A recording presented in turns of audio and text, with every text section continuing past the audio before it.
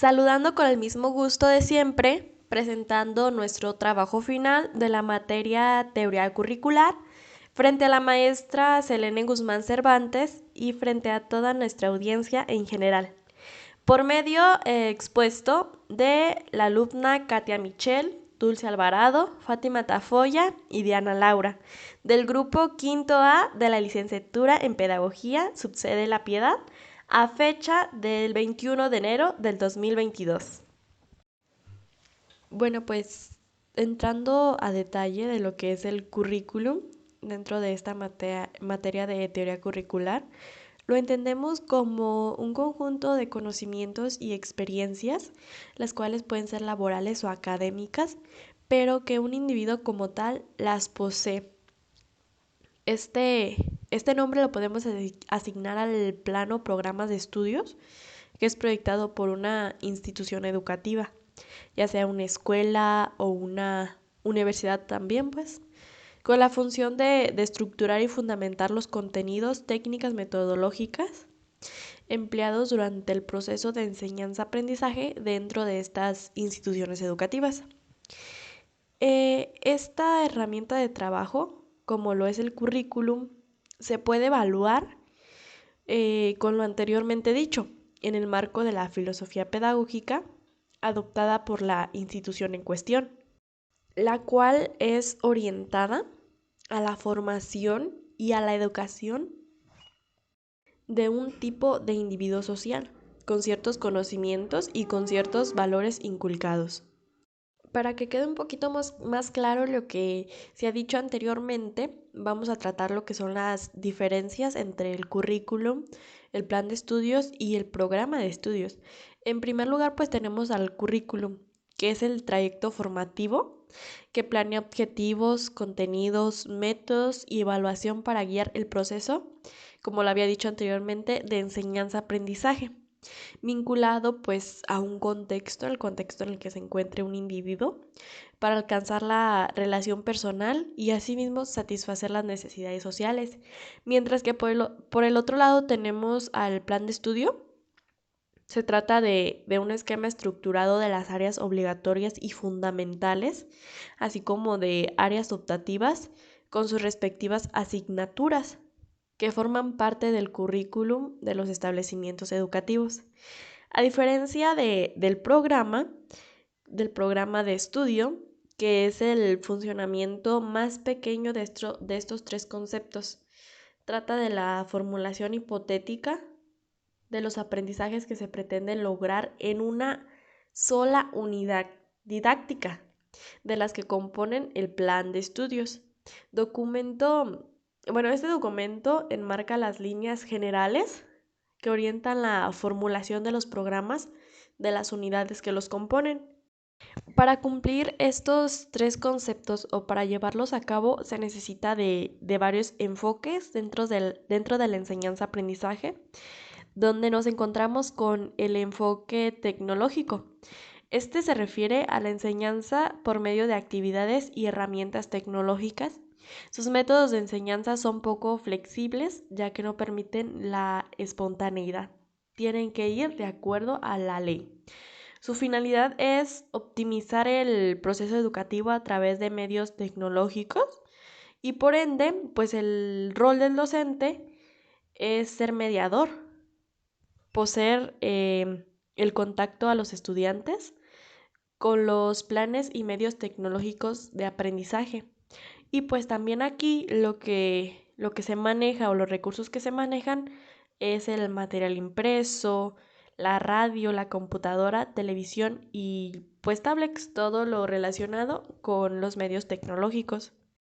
El siguiente enfoque es el enfoque curricular crítico, el cual es vinculado fuertemente por el práctico, o sea, van de la mano, ya que se considera al docente como el único investigador de su propia práctica, siguiendo la investigación a acción, como pues planteamiento alternativo en la mejora del proceso educativo.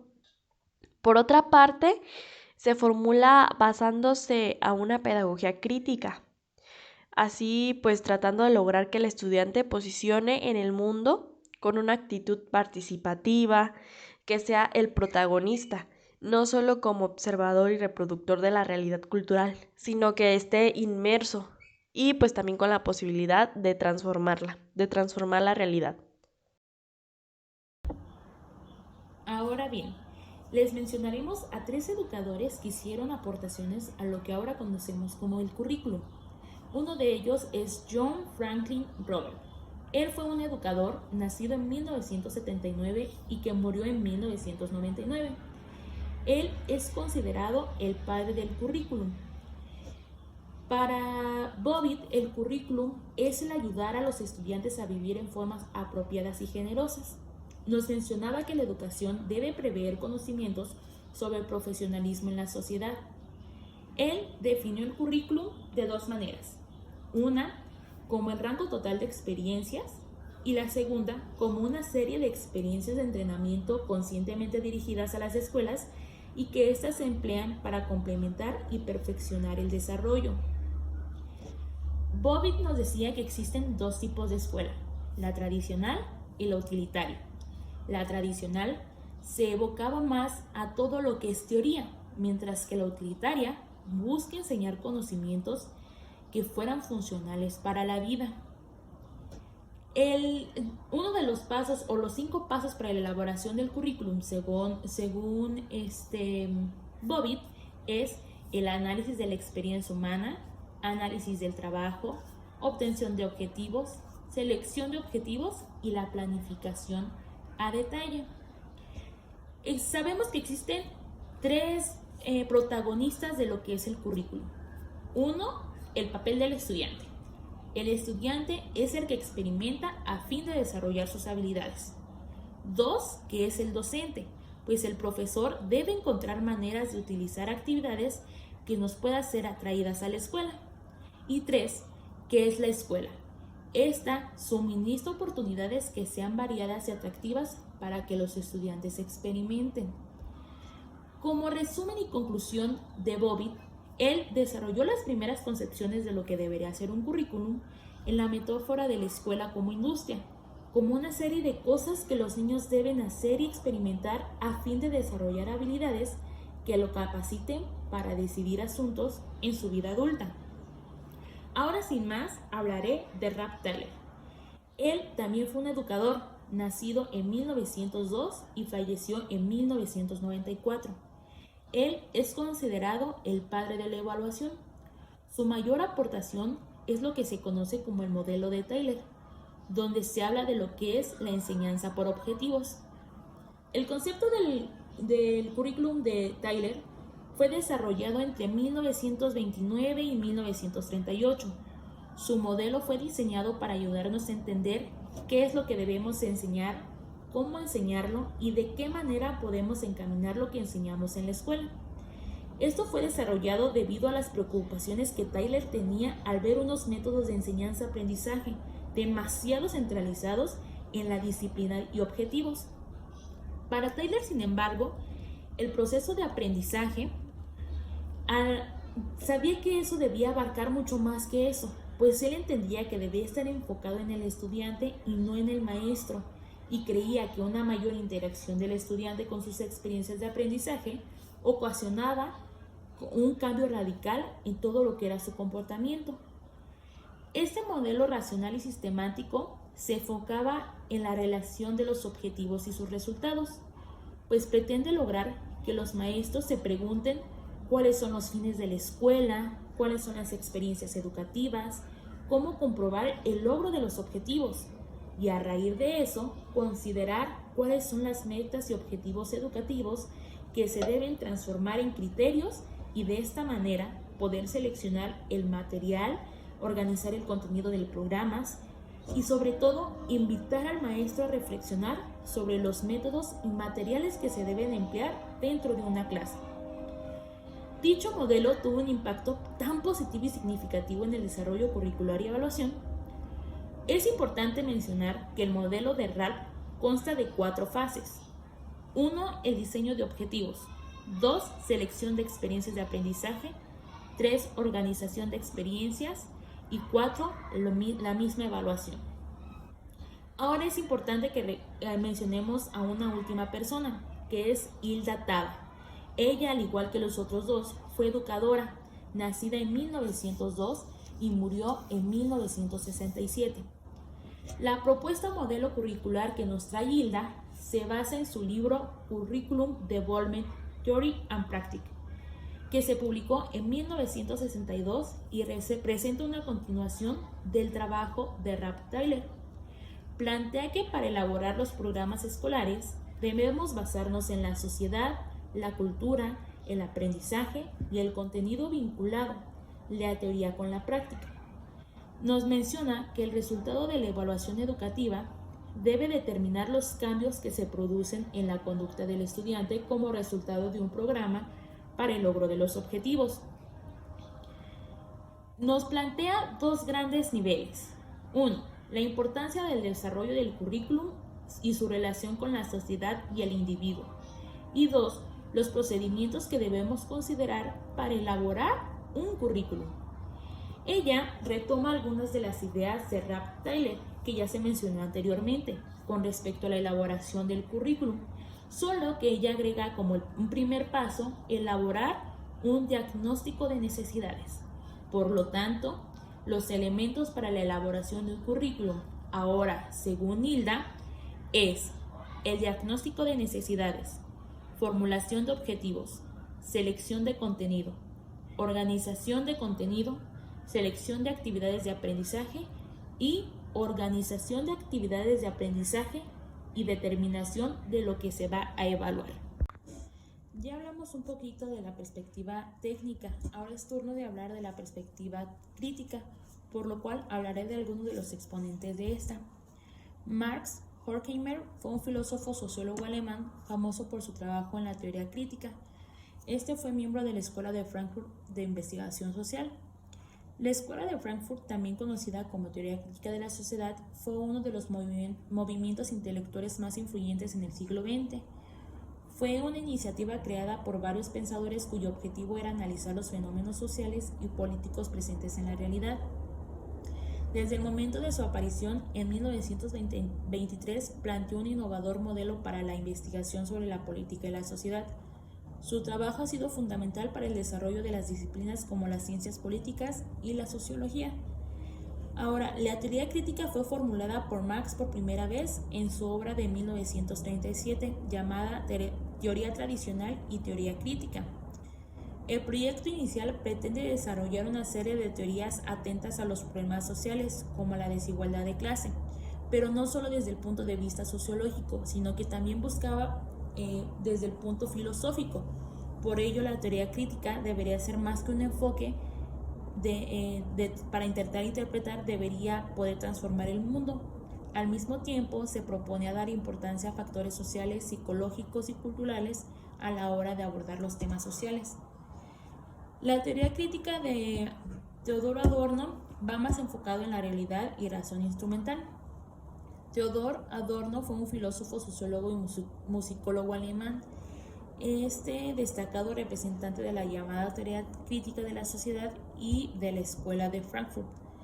Los principales temas de reflexión crítica de Adorno son la perspectiva frente a las tendencias dominantes de la realidad social moderna y la tensión utópica hacia una dimensión de distintas presentes, clasificado y alineado, como consecuencia de una formación dialéctica hegeliana que atesora el magistrado en el marxismo. Adorno confirma la importancia de la negación como un instrumento para cuestionar los mecanismos sociales. Esa lucidez explica las obras integrales sobre la teoría crítica de la sociedad moderna. La propuesta de Adorno se basaba en lo que es la dialéctica negativa, que exige la reflexión del pensamiento sobre sí mismo. Esto implica palpamiento que para ser moderado tiene por lo menos hoy que pasar contra sí mismo. Otra persona importante fue Herbert Marcuse. Fue un filósofo y sociólogo alemán.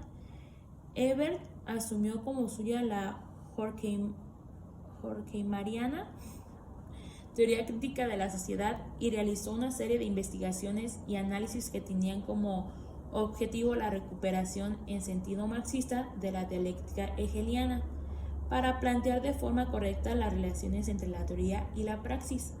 Ahora, poseía una sólida formación filosófica gracias al estudio de los autores como Hegel, Marx y Freud, y construyó un modelo de pensamiento innovador para abordar las problemáticas sociales y políticas basados en la interdisciplinariedad.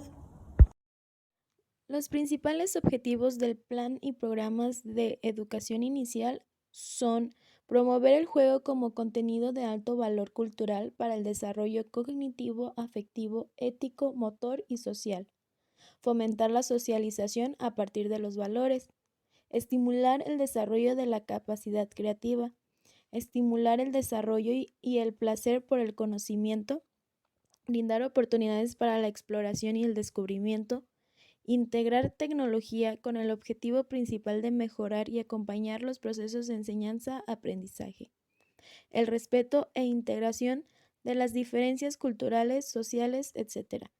Y por último, fomentar el trabajo en equipo y el aprendizaje colaborativo como estrategias para el aprendizaje. Ahora, hablando sobre los reconceptualistas Eggleston, Bernstein y Giroux, mencionaremos sus tres principales aportaciones al currículum. John Eggleston afirma que el currículum es una de las áreas claves en la que confluyen los sistemas de valores y de poder de la escuela y la sociedad. Es un mecanismo clave de control social sobre los jóvenes y sobre quienes les enseñan. Y para nosotros es muy importante saber esto, porque como futuros pedagogos nos va a servir para poder implementarlo con los alumnos del mañana. Continuando con Bernstein, él nos habla sobre el modelo del discurso pedagógico que sostiene que los principios que conforman la práctica comunicativa especializada son la característica distintiva de la actividad central de la escuela, las relaciones de transmisión-adquisición.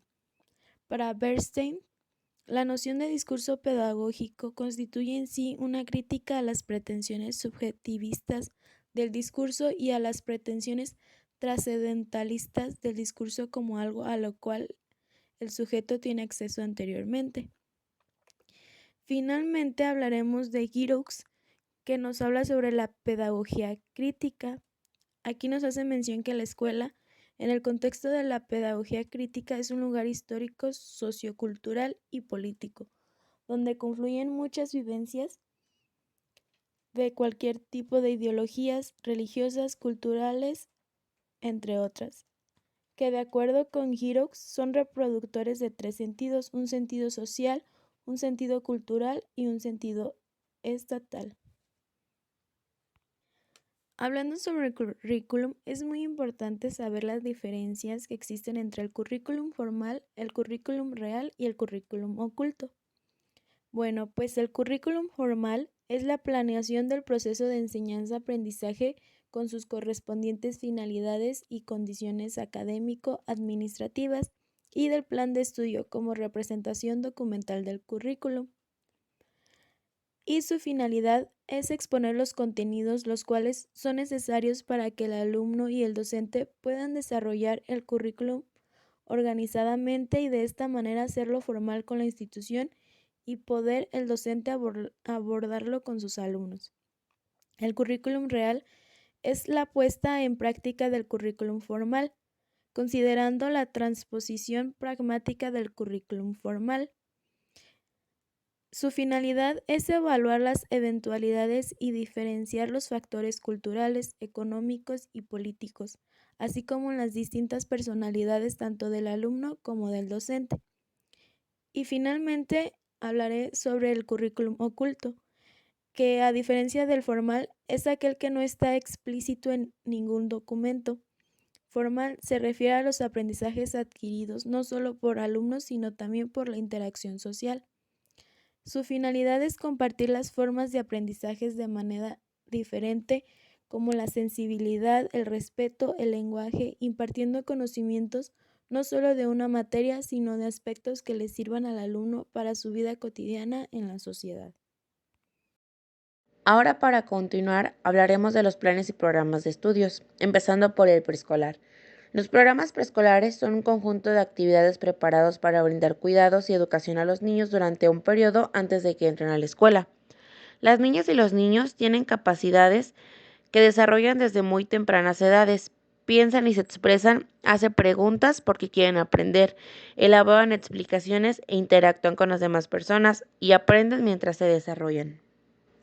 En el jardín de niños, los pequeños deben tener oportunidades que los hagan usar las capacidades que ya poseen y continuar despegándolas. Por ello, la acción de la educadora es un factor clave porque establece el ambiente, plantea las situaciones didácticas y busca motivos diversos para despertar el interés de los alumnos y los involucra en actividades que los permite avanzar en el desarrollo de sus competencias. El programa se enfoca al desarrollo de competencias de las niñas y los niños que asisten a los centros educativos de educación preescolar, y esta decisión de orden curricular tiene como finalidad principal propiciar que los alumnos integren sus aprendizajes y los utilicen en actuar cotidiano. Además, establece que es una competencia en la capacidad que una persona tiene de actuar con eficacia en cierto tipo de situaciones mediante la puesta en marcha de conocimientos, habilidades, actitudes y valores. Continuando con el plan y estudio de primaria, cada programa de educación primaria es un recurso fundamental para orientar la planeación, la organización y la evaluación de los procesos de aprendizaje en el aula de cada asignatura y área de desarrollo. Su propósito principal es guiar, acompañar y orientar a los maestros para que los alumnos alcancen los aprendizajes esperados incluidos en cada programa.